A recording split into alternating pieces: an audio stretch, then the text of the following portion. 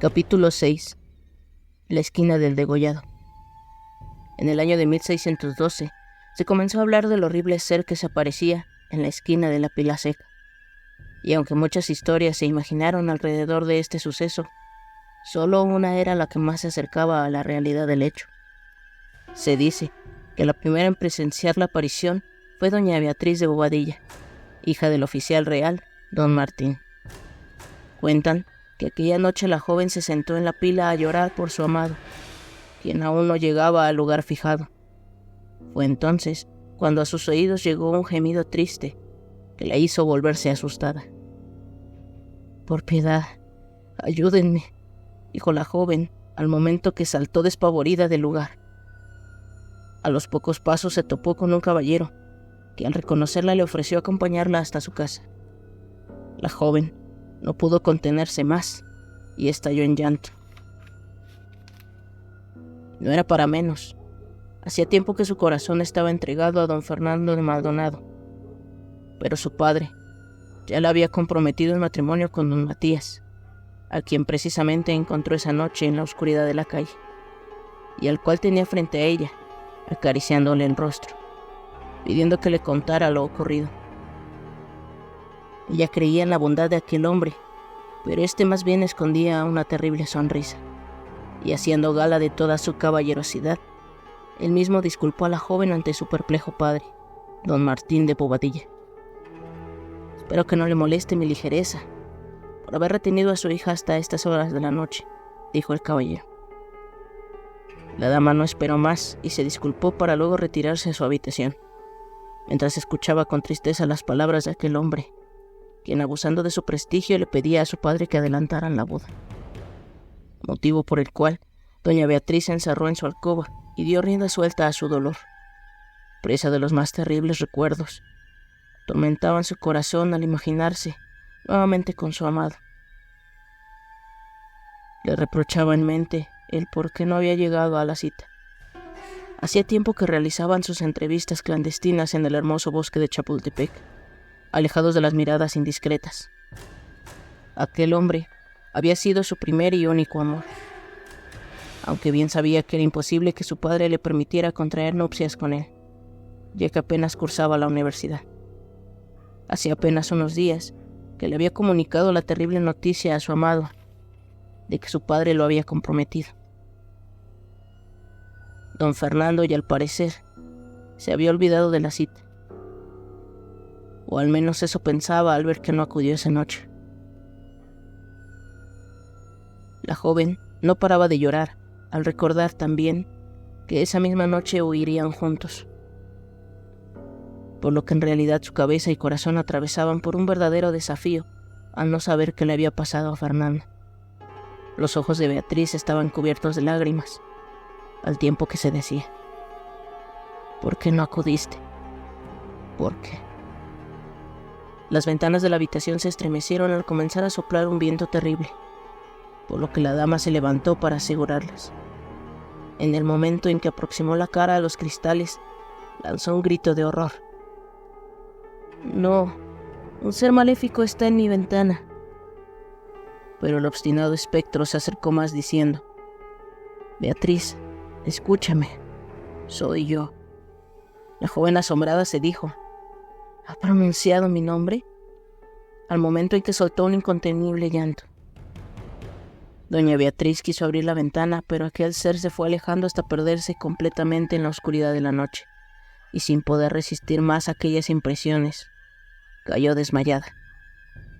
Aquella pobre mujer ignoraba que aquel siniestro ser se trataba en realidad de su amado, don Fernando, quien días atrás estaba tan ilusionado por la huida que emprenderían, pero que nunca se imaginó que don Matías, siendo un hombre celoso y poderoso, mandó a vigilar a la joven, dándose cuenta de los amores que tenía con el muchacho, y que además no había sido casualidad el habérselo encontrado aquella noche a unas calles de la pila, ya que él había sido quien impidió que el joven enamorado llegara a su cita, hundiéndole sin piedad su espada en el pecho, cuando el reloj de la iglesia marcaba las 8 en punto, hora en que debían fugarse. El joven solo pudo pronunciar sus últimas palabras, destinadas a su amada mujer. Pero don Matías, encolerizado, lo tomó de la cabeza y la cortó de un solo tajo. Aún estaba ensangrentada cuando el despiadado hombre la lanzó a la acequia más cercana, y sin perder más tiempo se lanzó al encuentro de la desconsolada mujer. Así, sin darse cuenta de que su acompañante era el causante de sus desgracias, doña Beatriz aceptó que la escoltara a casa. Mientras que esa noche don Matías se encontraba celebrando su triunfo.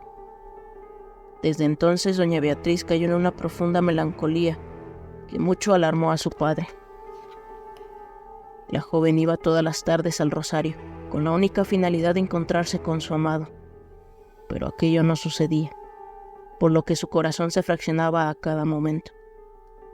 Asistía, además, al lugar donde solía encontrarse con don Fernando, pero un gran vacío se apoderaba de su corazón, partiendo en dos su alma.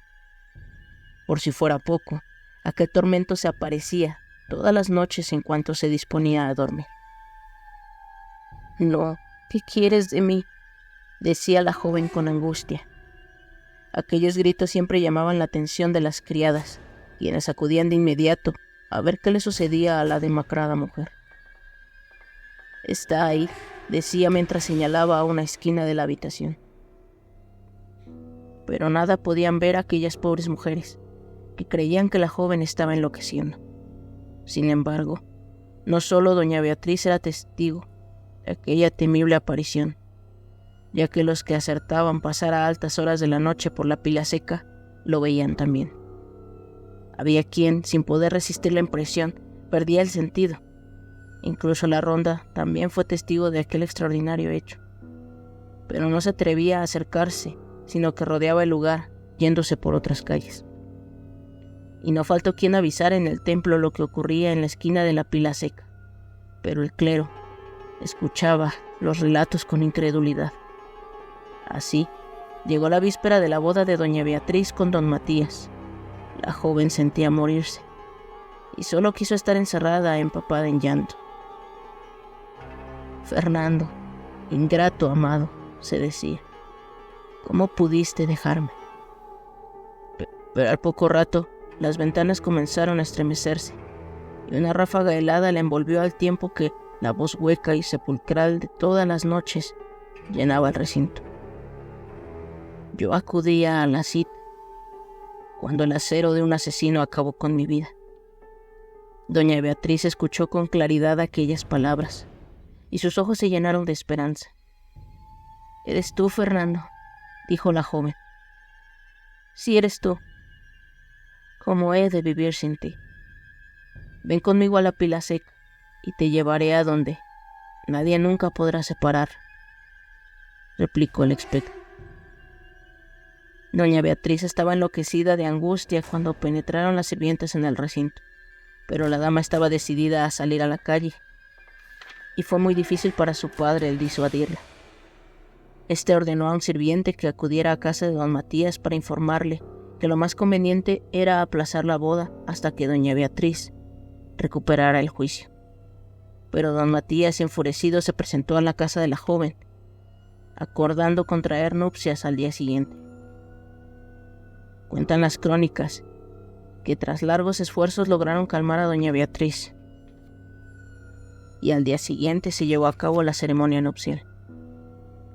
Partieron ese mismo día a Coyoacán para instalarse en la casa palaciega de don Matías de Valero, pero la joven no salía de su habitación ni para probar alimento.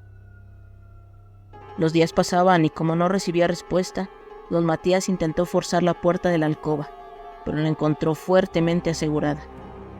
Doña Beatriz parecía no escucharlo, ya que ante ella estaba nuevamente la cabeza del degollado, a quien escuchaba con gran atención.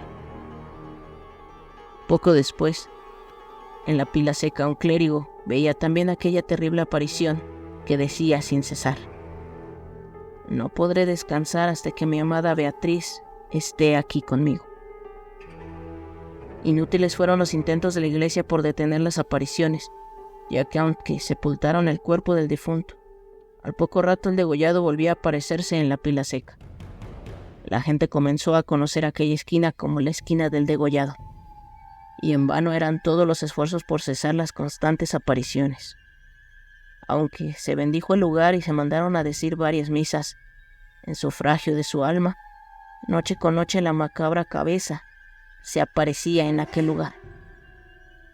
Pero mientras esto ocurría en la Pila Seca, en Coyoacán, don Matías había llegado al límite de su resistencia y, enloquecido de celos, habló de lo que había callado. Enterado estoy de tu deshonor. Antes de ser mi esposa entregaste tu amor a otro hombre. Al ver aquella terrible mirada, doña Beatriz comprendió que él había sido el asesino, por lo que se desplomó en llanto. Aterrorizada, la joven logró escaparse de su marido y emprendió la carrera hacia su habitación. Don Matías, furioso, corrió tras ella y la encerró al momento en el que le decía: «Esta noche vendré a buscarte, amada mía», soltó entre carcajadas. Al llegar la noche, cenó solo de nuevo, pronunciando maldiciones y llenando su copa con vino en varias ocasiones. Tambaleándose de borracho, caminó por el corredor que conducía a la habitación de su esposa. Con dificultad, introdujo la llave en la cerradura de la puerta, y cuando al fin pudo abrirla, sus ojos se abrieron al ver, ante él, la cabeza de su obstinado rival. «¡Asesino!», dijo la cabeza de don Fernando. Aterrorizado, don Matías corrió por la casa dando gritos ensordecedores, sintiendo sobre sí las acusadoras miradas del degollado. Al llegar a la escalera de piedra, perdió el paso y rodó dando tumbos hasta estrellarse de cabeza en el suelo. Los criados acudieron al momento, pero nada pudieron hacer por aquel desdichado hombre, ya que murió al instante dejando mostrar un rostro de terror. En ese momento doña Beatriz atravesó el recinto hasta salir de la casa como si estuviera hipnotizada. Iba a encontrarse al fin con su amado sin importarle la gran distancia que tendría que recorrer para llegar a la Pila Seca desde Coyoacán. Finalmente, se cuenta que la noche del 10 de mayo de 1613, todos los habitantes de Coyoacán vieron pasar a aquella mujer que parecía seguir algo en un profundo sueño. Aquella caminata concluyó al amanecer, justo cuando hicieron el terrible hallazgo. Doña Beatriz se encontraba al pie de la pila sin vida, con la única señal de que sus zapatos estaban destrozados, seña que avalaba las versiones anteriores. Cuentan que desde aquella noche dejó de aparecerse el degollado en la Pila Seca, pero por mucho tiempo se designó a aquella esquina con ese nombre. Con el paso de los años, la gente la volvió a llamar simplemente la Pila Seca.